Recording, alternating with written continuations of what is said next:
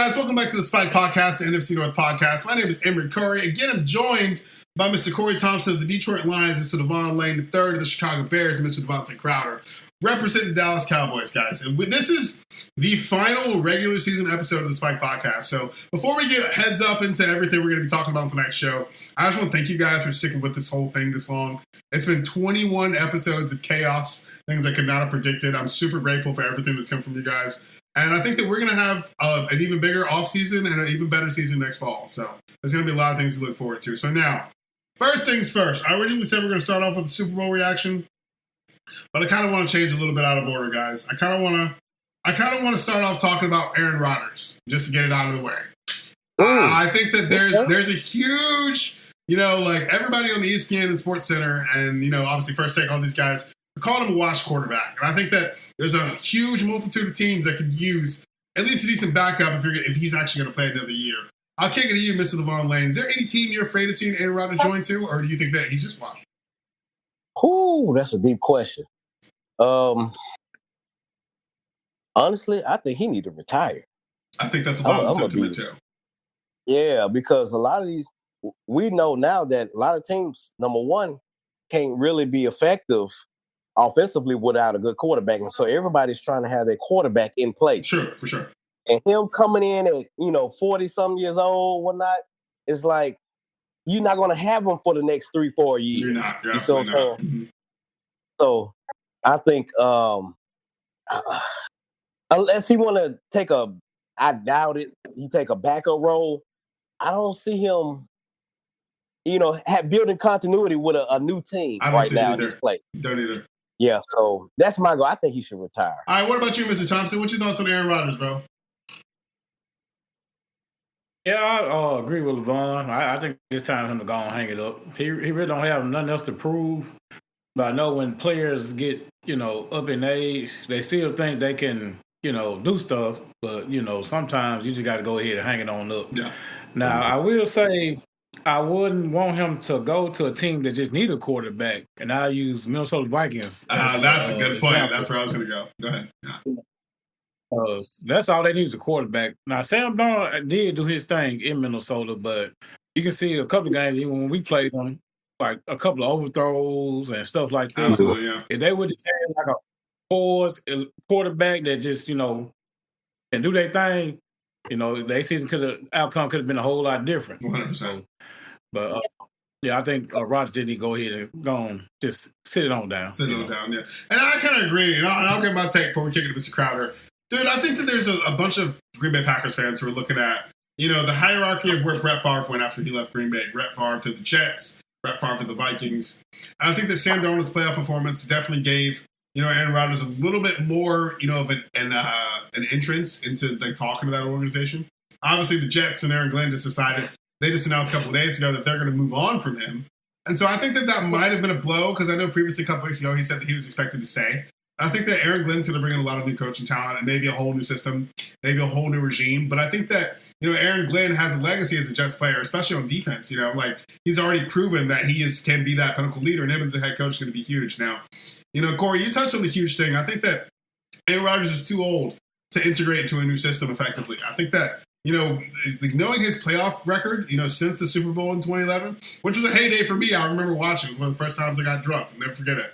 I think that there's definitely something to be said. This man dropped his whole ass phone. There's something to be said, about, Aaron Rodgers' lack of adaptability when he goes into new systems. I think that what the Jets allowed him to do by bringing in all of his players, about, bringing in Lazard and then going to get Devontae, I think that they gave him every chance that he had, and he ultimately didn't deliver. So, at this point, unless he's willing to take a huge play cut on margin, I think that there's definitely, a limited stretch for him. Now, I will say, I agree with you guys. I think that he should retire. I do. But then I think about teams in the NFC, and I think about teams like the New York Giants. I think about teams that are just so the Tennessee Titans that are just fucked as far as like the personnel is concerned.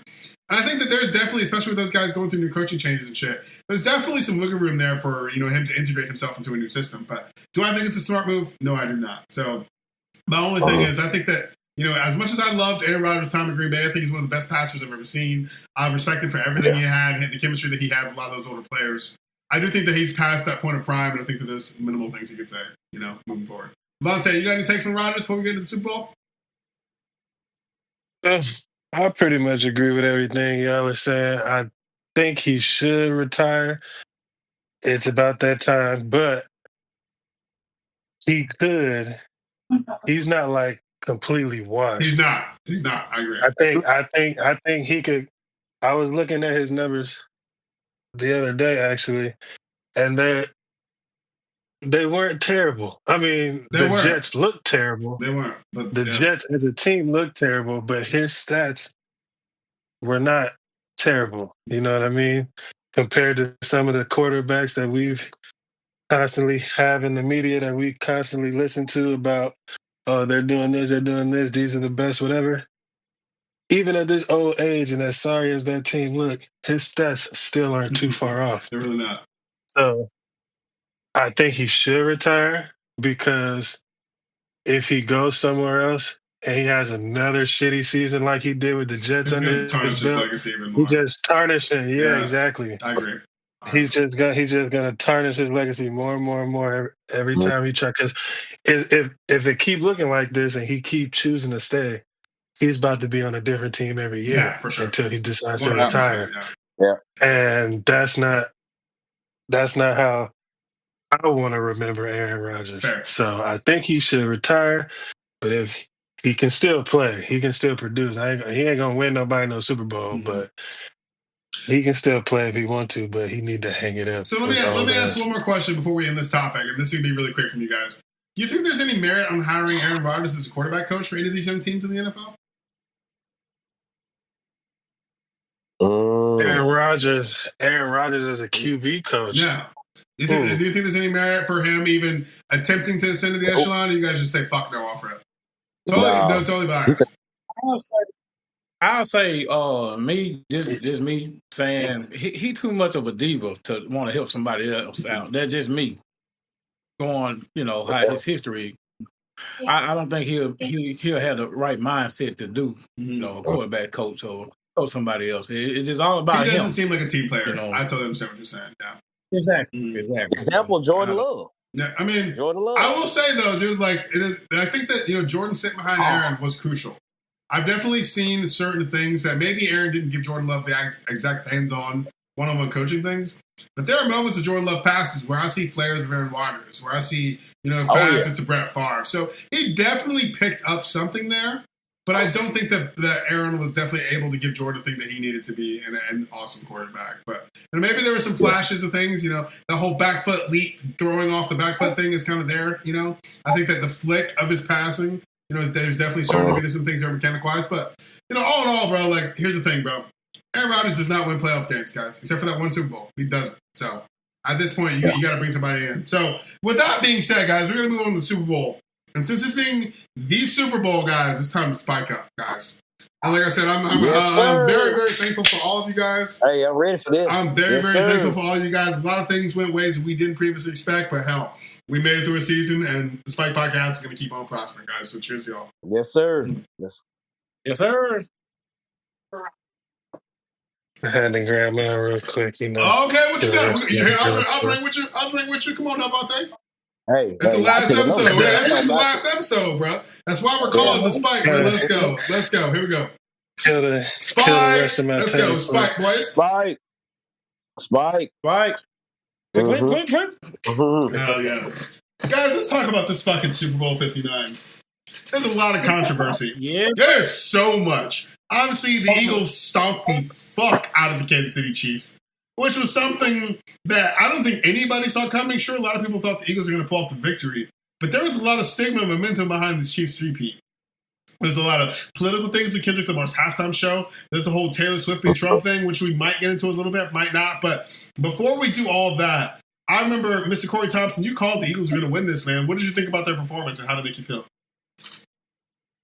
Man, first, shout out to the Eagles, man. Congratulations to the Eagles winning the Super Bowl. Fuck the Eagles. I'm sorry, I gotta say that. Fuck the Eagles. Fuck Georgia Bulldogs on that team. But I love my dogs, but fuck the Eagles, bro. Like I said, I ride with my brothers, so that's exactly why I'm supporting the Eagles. But Eagles did what I said they need to do, and that was go out there and make sure you put that game out of reach. They did, man. Just in case them referees money. You got enough lead, but they stoned the Chiefs ass. Like you said, Imorie, that game was over. It was over at halftime, bro. Like, it was over at halftime, bro. Like, and honestly, that's not what I wanted to see. But my bad, Corey. I'll let you finish. My bad. No, you good. Yeah, but like I said, the Chiefs wasn't the same team that was like years ago. They were. Like I said, that goes back to when they why they set their starters down against the Bengals. The Broncos. The Broncos. The Broncos, yeah, because they didn't want to see Cincinnati. They didn't. They didn't. Cincinnati was. Not gonna lie, them out. that would have been crazy game to see. But go ahead, my bad. Yeah, if they playing like they play, definitely. Their offense is just fucking unbeatable. It's crazy, bro. Oh yeah, that's crazy. The one thing about Philadelphia, they're like one of the complete teams. I'm talking about as far as like defense, complete, man. And like I said, they had it well balanced. I mean, they was ready. They was ready, and I felt they were gonna be ready this time. You know what I'm saying? So I'm glad they got the victory. You know, it's in the NFC now, but you know, I'm glad the Eagles won. You know. Oh yeah. All right, Mr. Lauren Lane, how'd you feel about the Super Bowl, buddy? Man, this is probably one of the epitome of defense wins championships. Man. You see what I'm saying? Yeah. Because you got to understand, Philadelphia Eagles didn't blitz. At all. They used that fucking that zone was fucking eating his ass, bro. Eating him alive. But another thing I would like to, and this is also where coaching plays a great part of it, because you got to understand, last year, you know what the Eagles were? They was ranked between 26th and 30th. Yeah. Defensive. Bro, this year they was ranked 1 or 2. Well, like fucking elite, man. Man, and it goes back to coaching. Vic Fangio, you know, he's known for having great defenses. One of them, of course, 2018 Bears. Yeah. Well, we had a great defense back then. So, like I say, man, defense wins championship. But I'm gonna bring a holistic perspective in there. Okay. In spite of the score, this was a blowout. It was fucking diabolically. It was like when we played the Cowboys last year. Like it was over, bro. Like 40-6. Yeah. And so this go past. This is worse than, I have to go back. You know, I'm gonna be biased. This goes back worse than Tony Eason's New England Patriots when the Bears played in 85. You know, I that's a whole ass thing, bro. Like, and you know, I got to watch that with you, bro. And like, honestly, like I understood how dominant that was, bro. Me and LeVon got a chance to really sit down and dissect that shit. The Bears beat that ass. As much as I hate saying those words, and you know, there's definitely some more things we can say about the Bears' upcoming, you know, coaching changes. But I'll let you finish your thoughts on this game for sure. Yeah. Yeah, no. I was like the dominance of the game perspective is where the Bears back then, we won 46-10, right? Yeah. They had, if you could have stopped the game at 40-6, that's a dominant blowout performance. Yes, 100%. You know, you see what I'm saying? So even though the last minute, you know, touchdown, the garbage time things, trash time, didn't mean shit. Didn't mean anything. No, don't mean especially nothing. in a fucking Super Bowl, bro. All the superstars on the team is on the sideline celebrating, so niggas can get garbage time in the Super Bowl. Say that your second, third, fourth string niggas got some PT. Got some juice, yeah. Exactly. So, you know, guys, go ahead. My bad. No, I was just saying, that's what I think. I think holistically it was a blowout, and we have not seen a blowout like this since back then. We have not. You know? And then, here's the thing. This is why it can probably be one of the greatest blowouts. Y'all can check me on this. Tony Eason, he wasn't a good quarterback like that. You know, nobody talk about Tony. I don't even know who Tony Eason is. Facts. New England Patriots. Facts. But Philly blew out Patrick Mahomes. Bro, fucked him up. In the Eagles. Fucked him up. You see what I'm saying? That's significant. And so when you blow out somebody like trying to get three Super Bowls in a row and you blow them out, that's the greatest. That's the greatest game, man. Greatest defense, holistic. Yeah, hands down. Oh yeah. And see, guys, not on my watch, as they say. Exactly. And you know, and this is going to be as much as it pains me to say, dude. I'm going to hand this victory to someone on the Philadelphia Eagles team who I previously doubted before, and that's Jalen Hurts, man. Jalen Hurts was throwing deep balls like Aaron fucking Rodgers this game. And that's something I didn't see coming. I was personally expecting them to grind, put Saquon in, push. But in a lot of times, dude Spagnuolo's defense was shutting Saquon down, man. Like, he didn't really have a breakout game. But they were able to completely shift their offense. I mean, dude, Jalen Hurts was just piecing them. Slants across the middle. Deep balls with these motherfuckers in double coverage who just got outside. Dude, I think that Jalen Hurts arguably had more to prove in this game than the entire Philadelphia Eagles team. You know, I think that, you know, there's something to be said about, you know, the Chiefs and Eagles being the Super Bowl that none of us really wanted to see. So let's be real here. I'm going to just throw this out there. If the Bills had played the Eagles, we would have had a better game. Not necessarily saying the outcome would have been different, but we would have had a better game. I think that Pat Mahomes throwing a pick six to the rookie Cooper DeJean, who the Packers could have picked up in the draft, which pisses me off. You know, I think there's something said, but Cooper DeJean's pick six was at that point that I realized, like, Pat Mahomes is not fucking invincible. You know, Chris Collinsworth and a lot of these commentators like to talk about him like he's the second coming of Jesus. And I get that he's definitely good at game managing, and he was able to get to the platform. But in all, Pat Mahomes was the least impressive player out of this entire Super Bowl. Like, the man couldn't get anything going. Yep. And, like, for someone who's, you know, there was a lot of issues with their O-line, you know, which is something that the Chiefs aren't ready for. The Eagles' D-line just trucked through them, bro. Pat Mahomes got sacked, 5 times? Like, and that's not conducive to, like, a Super Bowl performance from them. You know, Travis Kelce didn't even catch a pass until the third quarter, if I'm not mistaken. You know, like... Yeah, they had Chicago Bears regular season numbers at halftime, bro. It was embarrassing. And, you know, like, dude, as much as I hate to admit it, man, guys, like, you guys know I'm a diehard Packers fan. The Eagles beat our asses, but you know what we didn't do? The Packers did not lose to the Eagles as bad as the fucking Chiefs did. So if there's any silver lining there, I'm going to hold on to that. We lost by 12. Every other playoff win they had was by big margin. Corey's laughing, but fuck you and fuck the Lions. But you understand what I'm saying. Like, I think that, you know, there's definitely something to be said about their dominant performance against the team that everybody thought was about to secure the 3-peat. So, Vontae Crowder, I'll have a couple more thoughts, but I'll kick it to Vontae. What do you think about the Super Bowl, brother? Yes, sir. I mean, y'all know I fucking hate the Eagles, so I thought it was bullshit. I'm glad I won that money because I was going to be pissed that I paid $100 to get drunk and watch them niggas win. If I'm being on some, you know, non-biased sports talk, deep down, they did what I thought they was going to do. You know, I can't say that I thought they was going to win. I can never let them words come out my mouth, but you know what I mean? Mm-hmm. But they did what I thought they was going to do. That D-line is vicious, man. That won them the game. Jalen fucking Carter, that D-line won them the game because all them interceptions he threw and all them every turnover, that D-line set all that up. Mm. They could not be stopped. Could not be stopped. They could not be stopped.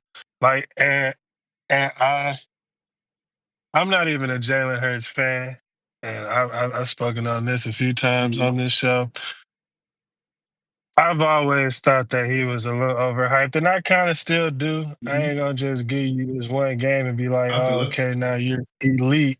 I mean, I know that you're an elite company now because you have a Super Bowl. Has a complete team, yeah.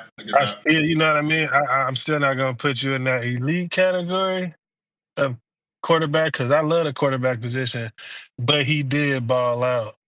He was throwing passes that I was like, when it came off his hand, I was like, nah, that ain't it. And it was on the money, bro. Right in the breadbasket. Like, bro, I was like, and the thing was, it wasn't like fucking 20-yard passes. He was throwing 40-yard bombs. Like, yeah, like fucking bombs, crazy, bro. The receivers don't have to adjust. He hit them all in stride. Hit them all in stride. And I'm just like, man. The way this nigga's balling, the way these niggas are catching everything, and like you said, Saquon didn't even need to have a breakout game. Mm-hmm. I didn't even. This happened how I thought it was going to happen, because like I said, the Chiefs have been mediocre all year. Mm-hmm. It just like the Bengals record don't really speak to how good they truly are. The Chiefs record don't mean that they're as good as they record say. No, it Some of doesn't. the records that we've seen this season don't really mean shit. It was a crazy season, a lot of injuries, but So many injuries. yeah, I didn't think that the Chiefs was gonna do any type of dominating. I didn't know it was gonna be that much of an ass Yeah. whooping. I didn't know it was gonna. I didn't know they was gonna get like belt to ass. Belt to If ass. I ever seen it. I knew he was gonna do that, guys. If I ever seen I it. knew he was gonna do that. All right, Yeah. guys. Hold on. Let me fix the video real quick, and we'll be right back, guys. I knew he was gonna do that. Hang on one second. What's up, guys? Welcome back to the Spike Podcast, the Innocent North Podcast. We had to hit a little switcheroo there. Had some technical difficulties, so we brought in Axel Roig. Now, you guys heard our previous takes on the Super Bowl reaction. We're going to kick it to Axel first to get his take on the game. Axel, what did you feel about the Super Bowl this year between the Eagles and the Kansas City Chiefs? I think everyone came into that with the same mentality that I kind of had was you don't want to bet against Patrick Mahomes, man. And I think a lot of people were mistaken, but it was pretty awesome to watch Patrick Mahomes honestly run for his life pretty much the entire game, because that's what it felt like. And a crazy stat that they ran one blitz all game, and it got negated off of a penalty. That's wild. Jeff Spagnuolo had a hard day, but he had a hard day, bro. Oh. It's crazy, dudes. So, I mean, guys, I'm going to be real with you, and I probably said this previously in the first time. I can't remember exactly what was said or not, but, man, I don't think anybody saw this being a landslide victory for the Philadelphia Eagles. You know, since then, we're recording this second half of the episode, considerably like about a week after the Super Bowl, about a week after the Super Bowl. And we've gotten to see the parade thing, you know. We've seen, Saquon do his victory march, pulling the ball boy off the sidelines and putting him in the parade. And I'm not going to lie, guys. There's one thing we didn't previously touch on is, I'm not going to lie, the videos of the Philadelphia Eagles fans celebrating in the streets have made me feel really good. I saw a handicapped person in a wheelchair get lifted up in a crowd of people. And, like, the inclusiveness and, like, the way that they're going about being absolutely ridiculous. I think that it's, as much as I hate the organization, I'm really proud of their fans for, everybody showed out. The parade looked like it was an amazing turnout. Whatchamacallit got hit in the forehead with, with the beer. We saw Saquon chugging beers, people chugging beers. It was an eventful thing. And I think that, ultimately, coming to the end of this 2024 season, I think that obviously a lot of things went differently. Like Axel said, normally we don't bet against Pat Mahomes, but that's definitely something to be said about Pat Mahomes shutting down and Travis Kelce getting shut down. And, an interesting thing, we're going to move on to a little bit of the offseason stuff later on in the show, but Travis Kelce might not be on the Kansas City Chiefs next year. That's an interesting prospect. But before we do that, guys, that's our Super Bowl takes. I hope you guys appreciate it. But Mrs. Von Lane, there's a lot of shifting going on with the Chicago Bears, man. What's your take on the newest information, bro? Well, like you said, it's a lot going on. So right now, what we're trying to do is get ready for free agency and then the draft. So we're actually trying to make sure that we got plenty of cap space. We know that. We're trying to make sure that we don't bring back the stuff that's not the people, not the stuff, the pieces that's not fitting for what Ben Johnson and his coordinators are trying to do. So, for instance, I'll give you an example. We might not re-sign Keenan Allen. We're going to probably let him go. Our guard, Tevin Jenkins, we're going to let him go. All that frees up a lot more cap space. So, and if you think about it, think about Philadelphia Eagles. They have just about everybody under rookie deals. Just about everybody except a couple. And one of them is that defensive end Sweat, which they might let him test free agency. And so if we can, with all the cap space and the draft capital we have, if we can get a lot of youth, some athletic youth to fit our schemes of what Johnson and Allen and those guys trying to do, I think we can make a resurgence in being king of the North. Oh my God, dude. This phrase, king of the North, has been thrown around so much, but Corey started it. Let's kick it to you, Mr. Corey Thompson. Mr. Corey Thompson. Obviously, the Detroit Lions fell short and flat in their motherfucking face. They still got 0 Super Bowls in their closet, man. What's your thought on the season's outlook? I know you got some beef with Mr. Ben Johnson. How you feeling, brother? Yeah, we fell short. You know, with us being the king of the north, of course, back to back. But I think we fell short with the injuries. They finally did play a role. We hung in that game against Washington long enough, but in the fourth quarter, they took advantage of all the turnovers we had. Mm. But I think with us losing Ben Johnson and some other coaches, we just have to I still think that we can make an impact next year. Mm. You know, as far as, you know, replacing coaches and a couple, like I said, we got about 33 free agents on that team, player-wise. So I know Brad Holmes and Dan Campbell, they're going to have some thinking to do as far as who they're going to keep, who they're going to cut, you know, contracts this, contract that. So but I still think we can make another push next year. Okay. I feel about that. Now, obviously, you know, you had some bad blood to say about, you know, Mr. Ben Johnson's performance in that game as offensive coordinator, seeing as how he was going through the Chicago Bears head coach negotiations. Is there any last words you want to say to Ben Johnson as he goes to a division rival, or are you just like, fuck him and let's move on? You might well get him to cry. You might well get him to cry already. LeVon, you'll get that crown once you beat the Detroit Lions. When you'll get it. That's when you'll get it. Until then, you just keep bowing down to me. Keep bowing down to me. It's short, Leo. But anyway, yeah, Ben Johnson, it's really no hard feelings, but I don't want to say it's personal, but I don't want him to succeed with Chicago. I'm sorry. I can't wish this man luck. That'd be bad on my team. You see what I'm saying? Mm-hmm. But, you know. That's normal, right? I mean, say what now? I said that's normal. What's normal? Bad your team? Bad on your team? That's normal. I didn't know y'all beat us this season. I'm sorry. I didn't know y'all beat us 2 times. Snap. I'm sorry. I didn't know that. My bad. Let me go back and look at it. Oh, don't worry about it. I'm looking for the future. Yeah, you better. Oh, yeah. But, that's all y'all got. I mean, real talk. Ben Johnson, do your thing, you know, but he's an enemy now, so you got to work with it. And, you know, it's funny that, you know, you're throwing a lot of gripe on Ben Johnson. You know, obviously him as offensive coordinator, you know, like that was a huge advantage for the Detroit Lions throughout the season. But, you know, the way the chips fell, your quarterback had the most interceptions in our division, Mr. Corey Thompson. I didn't think about that. Yeah, he had 12 to Jordan Love's 11, you know?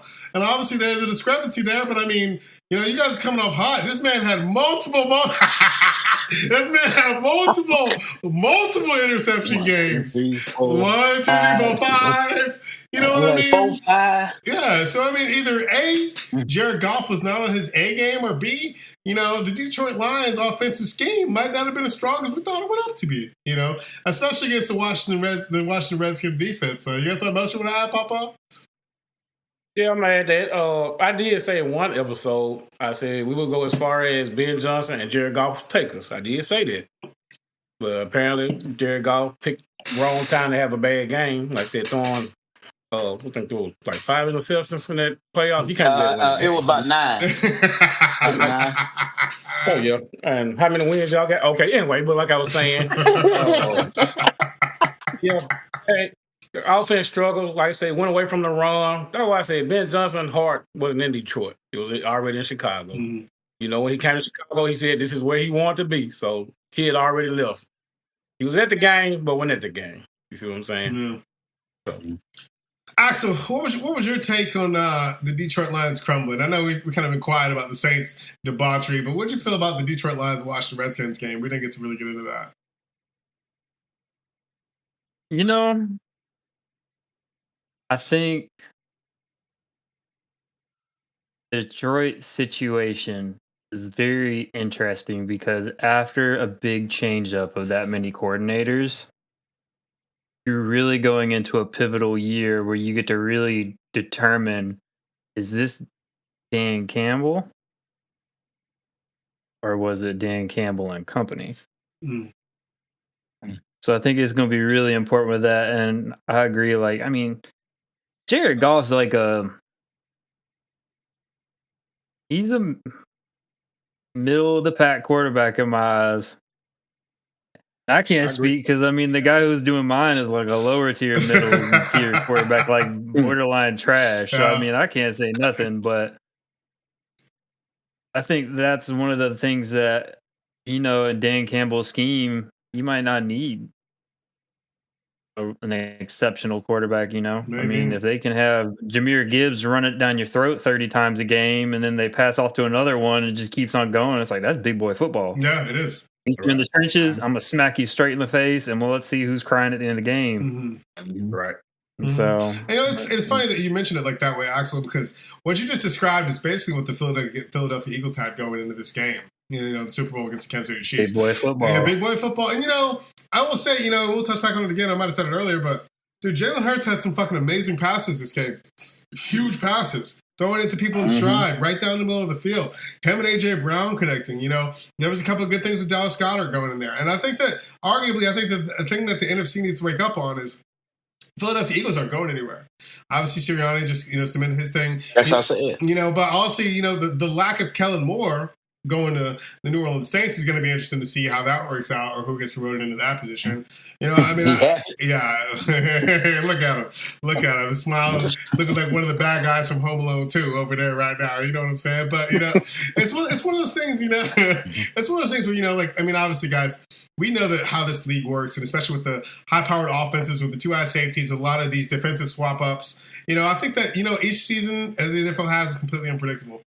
I thought the Green Bay Packers were going to do a little bit more. Obviously, we tapered off and fell off. Jordan Love hasn't been playing his best ball. There's a couple of things up. Look, Corey always laughs, bro. There's a couple of things going on, with Matt LaFleur and his ability to, inspire confidence in this team.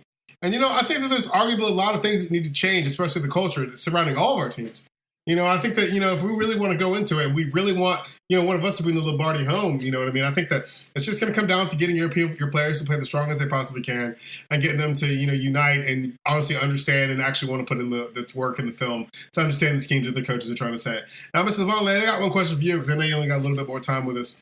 What do you think, what's your most positive outlook moving forward with Caleb Williams going into Ben Johnson as a head coach for the Chicago Bears? So right now, what I'm hearing in the camp is just ultimate development. Ben Johnson having getting with his offense coordinator, his passing coordinator, and developing a system around Caleb. Now, what does that look like? I have no idea. Because our system last year, Corey, was what you say we was trash. That's exactly what it was. We was trash, and we didn't have like even with Detroit or even with Green Bay, you all had a foundation of running the football. Mm-hmm. And you see what I'm saying? Yeah. We tried to run the ball, but we can't go like a whole half with -4 yards rushing, and then 1 yard passing. Mm-hmm. And so there's no foundation of what we're trying to do. And so I think what the Ben Johnson and what we're trying to do is actually develop a system what looks good and what's beneficial for the talent and the pieces we have, absolutely. And also help Caleb. Yeah. And, it's funny, though, Levon, because, I really feel like you hit the nail on the head there, especially, in the context of you have no idea what the offense is going to look like. Because I will say, with Ben Johnson, especially in his performance this past season as offensive coordinator for the Detroit Lions, he was able to scheme up some plays with a couple, the fake fumble pass thing. There's going to be a lot of shakeups, especially in our division. Last season, we expected, and like I said early on, that there was going to be 3 NFC North teams in the playoffs, which there were. I think that could continue to be a trend moving forward, maybe even, increasing depending on how a lot of other teams course correct to try to match this high-power offense that a lot of these young teams are playing now. With that being said, Mr. Levon, I want to give you a couple minutes. Is there any last words you want to say before you got to get back to work? I know you got to get back in decom, but I want to just open the floor for you just for a minute in case you just want to talk about the spike, your experiences on the show this season, or anything else like that. Not really. Man, I just want to say, man, this been an amazing experience for the first season for us, and just to collaborate with you guys and everybody who all been involved. This been a very good experience, and also it helped me stay on my toes with my team. Mm-hmm. The good, the bad, the ugly. More the ugly than the good. So, I just I like this, and it helps me look for more stuff in the future. Mm-hmm. Mm-hmm. And, with the spot. Yeah, and honestly, Levon, like I said, we talked about it a little bit earlier. We came up with the idea to start the show by the elevator in the hospital, and now here we are. This is going to be episode 21. We've had all sorts of guests. We've had all sorts of crazy moments. There's probably, 30 or 40 hours of footage to go throughout this whole season, stuff that's just legitimate football talk. So I wanted to just, again, reach out and say thank you for pushing me to, make this whole vision a reality. And honestly, thank you for bringing, Corey into the fold, honestly, establishing the core mentality of this thing. But, I love you guys. I mean, I love you, especially Vaughn, even though fuck the Bears. And, I think that, honestly, I'm looking forward to a whole, 2 more rivalry games between the Packers and the Bears next season, to say the least, man. But, Yeah. Green Bay, they suck. But anyway, they ain't gonna do nothing. Jordan Love, we already see his height, his career already. So I think he got as high as he can get, and now it's just a slow decline, just like that. Interceptions up, touchdowns down. Oh my God! All right, Mr. Lane, we appreciate you coming on the show. I love you, buddy. We're going to reach out and scheme about some offseason stuff coming up whenever I talk to you later on. But we're going to be live. We're going to switch up the caption one more time. But Levon, you got a bottle of water in there. We got to get one last little something. I got the jug. 21 episodes. Fuck the Bears. Fuck the Lions. Fuck the Saints. Love you guys. Spike. Pack us up. Okay, we don't play that. Hey. Detroit sucks. Oh my God. All right, guys, what's up? We're back to the third part of the episode. We're just down to me and Mr. Corey Thompson, Mr. Axel Roig. We're going to be talking about a little bit more of the off-season shenanigans, and there's a lot of things going on. Beeline onto another topic. I want to kind of go back to the Super Bowl for one thing that we didn't get to talk about. And I think that the most exciting thing about all the Super Bowl coverage was Jameis Winston. Personally, like Jameis Winston, bro, the fucking content that Jameis Winston was putting out all week in New Orleans was the funniest shit. I can't stress it enough. Like, I think this guy definitely earned his job as a commentator, whatever he's done playing, if the Giants pick him up, or not. But man, Axel, did you see it? I mean, I know you love Nola, but like, what'd you think about Jameis Winston, bro? He's a treasure to the city, man. He always will be. I love how he can take all his negative things that have happened in his life and kind of like try and make a joke out of it. Like the people who still like talk about the crab leg incident to him, and he just makes jokes out of it. Like, it's so funny.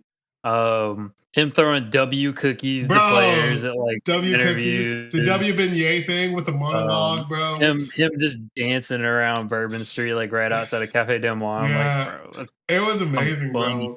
I still think my funniest thing that I saw him do was he was riding around. He was like being like a bike messenger, like pedaling people around with like people like that. He bashed right through that car. That shit was so funny. Like the man is like a national treasure. Like, I mean, I know he has. Go ahead.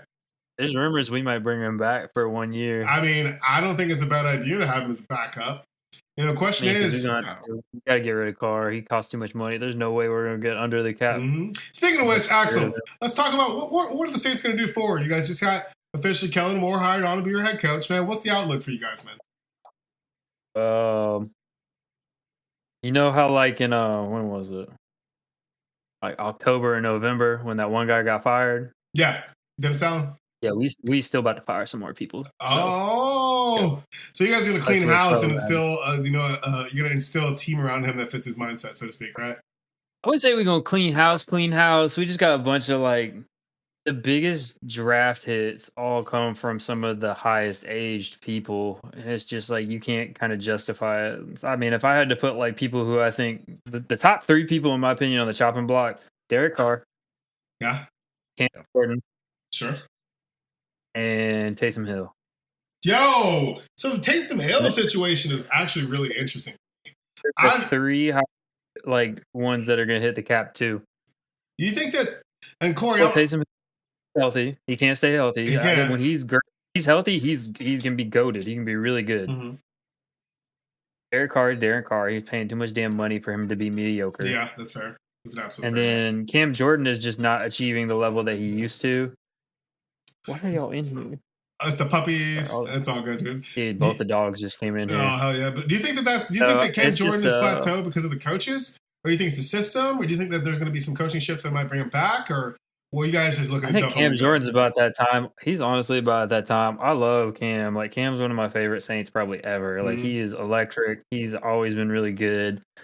Holds like a great stat of the most sacks by one player to one quarterback ever, and that's the Matt Ryan. That makes me a little happy, to have that type of one. He's just a great man. I think like the past 4 or 5 seasons, I honestly, ever since Drew Brees retired, he's been our Walter Payton Man of the Year award recipient every year. Yeah, or the person the for nominee, it. So yeah. the nominee. So it's just he's a great person. He gives back to the city. I just think he's about. You can only do so much at defensive end or edge or whatever for so long before the wheels just ain't churning like they used to churn. I mean, you can get some pressures.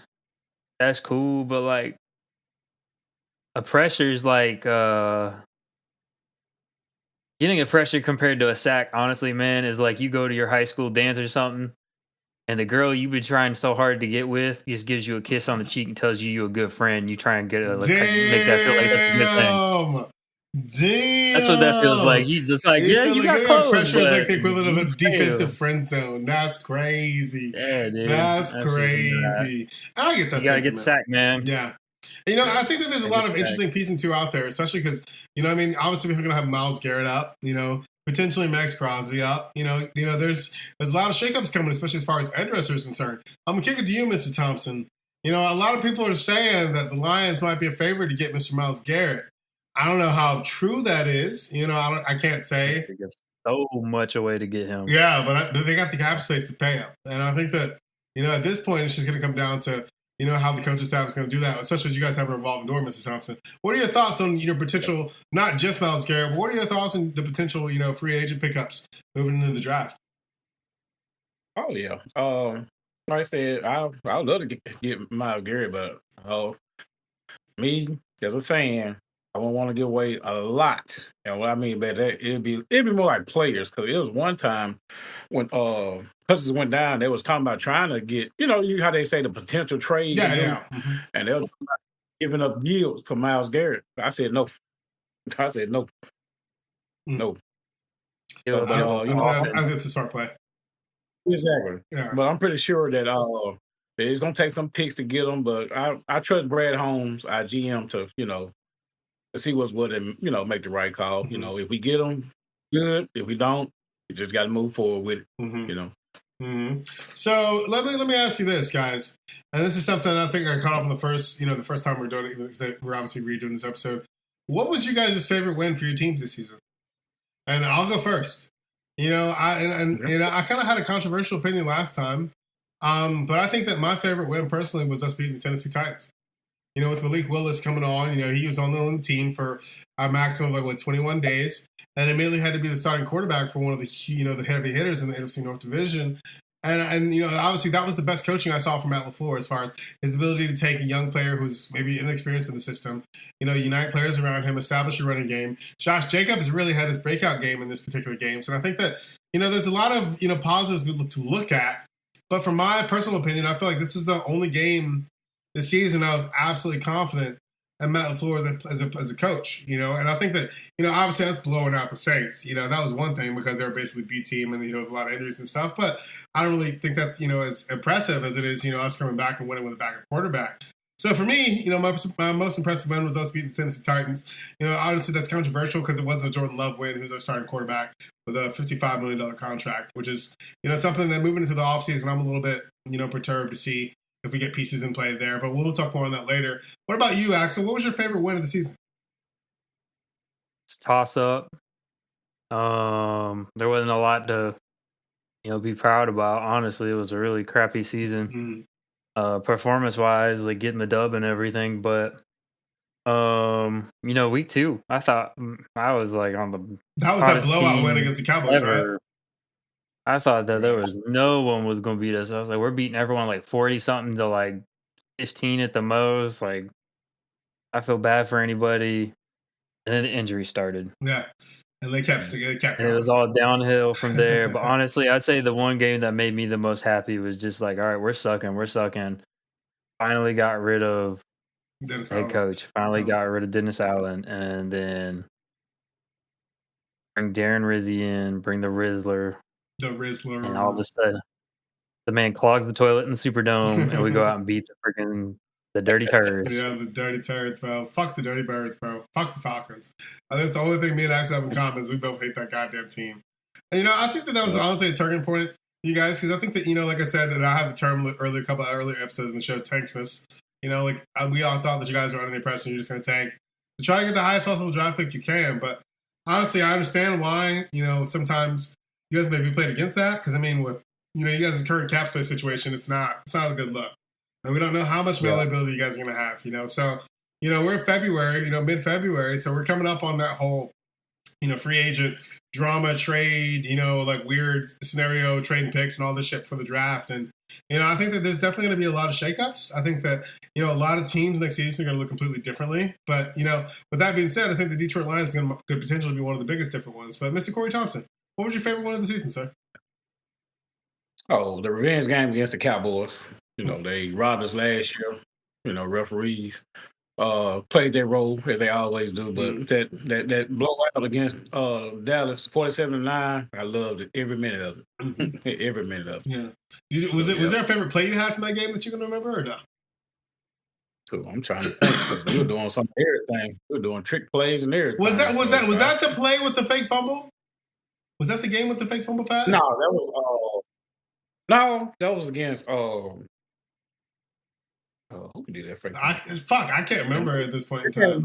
No, it wasn't against the Cowboys. No, it wasn't. It wasn't against the I think Cowboys. it was like towards the middle of the season, like week 6 to 7 or something like that. But guys, I think that honestly, it's really cool to see that we're all united in our hatred against the Cowboys. Shout out Mr. Vontae Crowder, one of the most entertaining regulars you guys you saw in the first part of the show. Guys, I just want to again take a moment and say thanks. We've had so many things come up from this. We have a group chat that's thriving. We have a culture. We're finally starting to get some outreach. We're finally starting to get some consistency.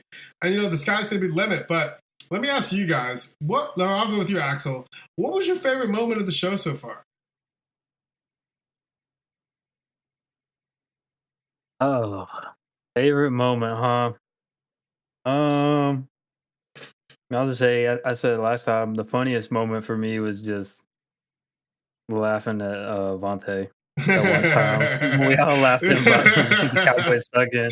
Yeah, dude. That was I don't know what it was. That was just so funny. It was just everyone had such an infectious laugh about it. And the joke about Whedon boys and all that. It's always it's just funny, man. It's always funny. So that was one of them. I appreciate and enjoy every aspect of it though, like Levon was talking about before. It's like there's work within this, you're having to dive a little bit deeper into your team. You can't just be a casual fan and be on like a sport. I'm gonna use this term lightly for what I am, but you can't be a sports analyst of any type, even on a podcast or whatever, and not know what's going on. 100%. If I was to come on here and I was like, Imorie, did you hear about the rumors of Tom Brady coming onto your team? And you're like, what? And it was actually happening.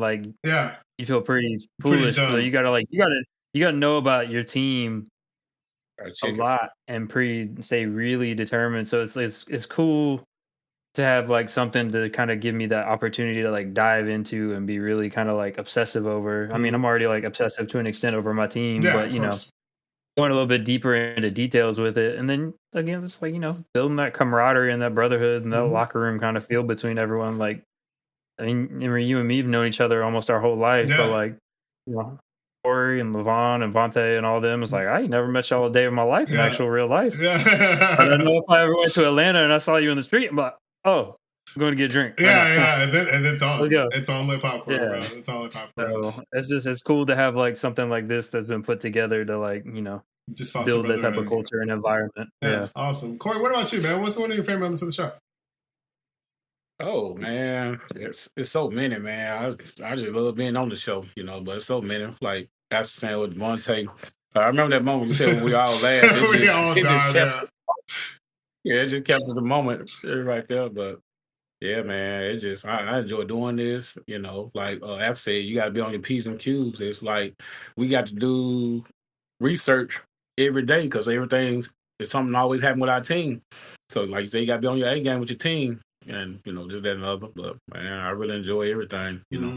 Appreciate you Like I said, me, we never met face to face, but the way we talking now is like the whole. Oh, we're all brothers now. We're all brothers now. Just chicken. Yep. So I'm enjoying it. Mm-hmm.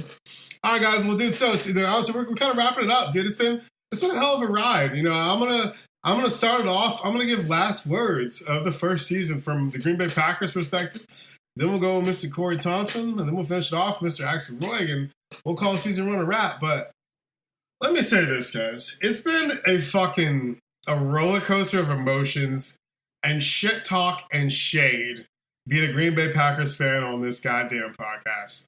Being a Green Bay Packers fan, just a fan of the sport. It's been constant ups and downs, constant mismanagements, constant gripes. And I'm going to have a full season video dropping, going through every game of the season, talking about the pros and cons, talking about the breakout stars, later in a couple of weeks. But man, my outlook overall right now as a Green Bay Packers fan is I feel like our future in the offseason is very uncertain.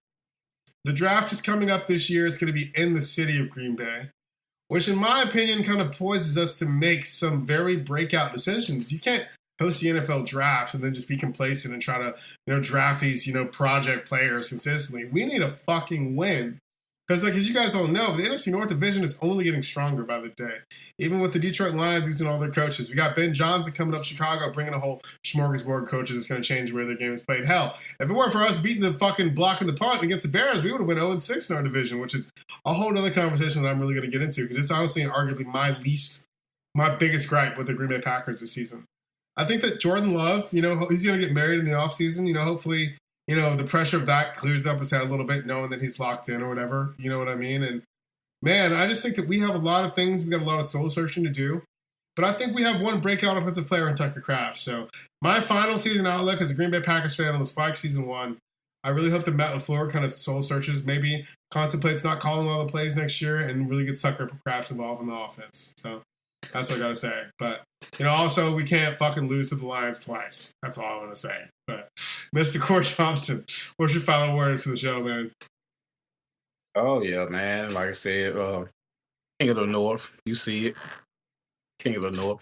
Like I said, we got a lot of adjustments going into the offseason, of course, with the losing of Ben Johnson, offensive coordinator, and other coaches. So we just had to get on it. I saw a video today about Hutchinson. He actually running. We're running. He was in the training facility and he was running. That's a good sign.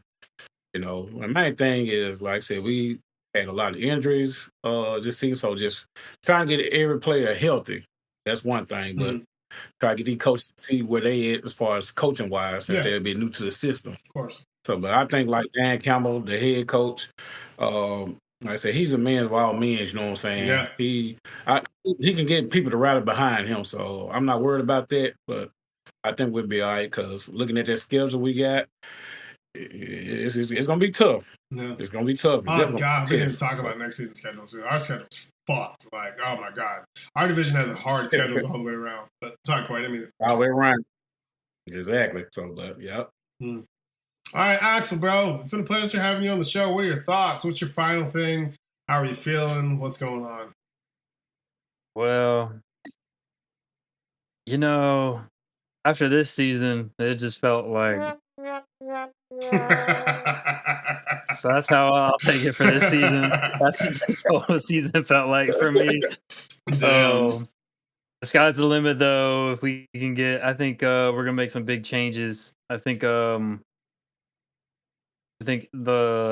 team in New Orleans is making good strides. I think they've made decisions with Kellen Moore. It's like, this is not just a 1-year thing. This is not a make it or prove it. This is we trust in you and what you can do in the long term. I think if he has like 2, maybe 3 years to see if he's really got it. Mm-hmm. So it's kind of starting that rebuild to an extent. There's some good players and good in some places, but it's just, we gotta stay healthy. We gotta win these games, man. We can't lose in division. Yeah. Can't lose in division. And our division honestly is very trash. It is trash. It is trash. Like you should be winning your division when most of the division is under 500 for the year. Like you should be winning all your games, if anything. 100%. We're just full on tanking for a good pick. So make your mind up. Do one of them. and see where it goes. But I think future's bright in the good old Nolans. So they'll who that said they're gonna beat them Saints He did. to the end of the year. If you ask me who's gonna win the Super Bowl next year, Okay. I say it every year. No matter. I think the Packers got So- something to say about that, but we'll see how that Yeah. goes. But I'm excited for it. I'm excited for another season of this. I'm excited for all the antics of the off season. I Yeah. know there's gonna be a lot of interesting stuff. I'm sure everybody in a part of the Spike Podcast Network is a Ooh. great way to put it. Yeah. You know what I'm saying? Mm-hmm. Has some ideas, maybe some solo shows, possibly. Who Yeah, knows? Maybe sure. endorsements, maybe sponsorments, maybe advertisements. Who knows? Maybe I can quit Maybe. my job. That's the goal. Yes, That I would think be that'd be amazing. pretty cool. And what do I have to do to get that? What does someone truly have to do And to get to that point and to get them type of views? So I like to be a man of the people. oh god. Be a man Oh shit. is my word. I love how when I shaved all this off, you can see how sinister my smile is. Oh man. What are you talking about, Mr. Axel? Curry. What, man? You know what time it You're is. not about to do that, man. You're not gonna do Hey, that. man, all I'm shit. saying, you can't. I lost the footage. You ain't gonna lose this one. Let me tell you what the people really want. Oh my god. They want to see. They want to see this: a signed Green Bay. Not my Super Bowl man. champion Not my jersey. bro. Stop it, bro. Don't I'll be play. gentle this time. Don't be, bro. Stop, bro. We love you for the 50 likes. Bro. And subscribe. Hit the bell. Do it. Do a Do comment. it. And just remember, Green Bay sucks, baby. You know it. Just Oh my There you god, go. the disrespect that I'm seeing right now. oh, I'm sorry. Hold up. There you go. Oh Right my there for you, Mr. god. Curry. I have to sign Is that Super what I'm Bowl. I have to sign Super Bowl Does that jersey. I have to sign Super Bowl. I have to sign Super Bowl jersey. Does that look signed, or is that the Bro. player's shitty Bro, handwriting? I got some sorry. shit Oh, for I'm sorry. you, Hold on. bro. Hold on. Well, that's it. Hey, but we a man of the people, and I think I can say this for everybody. We look forward to another exciting season of the Spike Podcast, Oh yeah. and I'm sure Mr. Curry has something to say, but I'm gonna say something first too. Thank you all for watching. We love you. We appreciate you. If you don't root for my team, your team sucks. And stay tuned. You know what, guys? I can get a lot more jerseys where that I came mean, from. dude, you're saying this. I'm about to go to thrift stores, bro. Guys, for real. I couldn't have said it It's all better. love. I couldn't have said it better myself, Axel. The disrespect on my Brooks Super Bowl son jersey. Like, don't do my team like that. Don't worry though. You know, you set a precedent right there. Can we play a little mini game real quick before we go? What's up, dude? What mini game, bro? Imorie, you're a Packers fan, right? Oh God. Who is this? Is that Sterling? is Is that? that Sterling Sharp? Number 87. Who is it? Since you're a Packers fan, let me see. Who is that? Is that Sterling? It's not Sterling Sharp?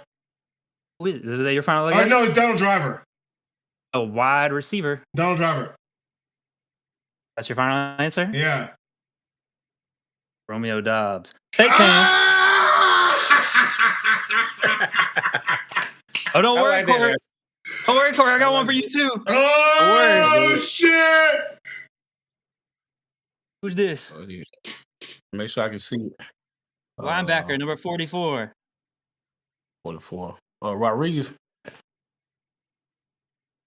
Real fan.